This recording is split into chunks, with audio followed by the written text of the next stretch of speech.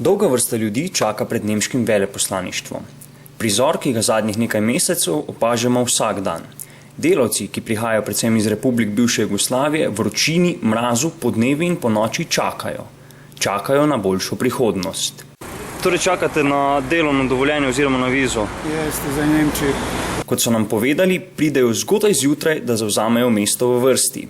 Pred ambasado, kjer na 31 stopinjah vročine iščejo majhne koščke sence, nekateri vztrajajo po več dni. Ob 12. uri se ambasada zapre, delavci pa že sestavljajo čakalno listo za naslednji dan. Vztrajajo. Žene jih misel na dober zaslužek in lepše življenje. Pa že imate dogovorjeno delo v Nemčiji? Ja. Mogoče kakšna so ta dela, kaj boste upravljali tam? Elektromonter. Pa jih v Nemčiji res čakata med in mleko. Izvedeli smo, da v državi, kjer gospodarstvo kljub krizi cveti, ni vse popolno. Izkoriščanje delavcev je močno prisotno tudi v Nemčiji, pri čemer pomembno vlogo igra naša država, ki dopušča takšno ravnanje, kar je Sloveniji nakopalo novo sramoto v Bruslju. Več v jutrišnji tiskani izdaji Večera.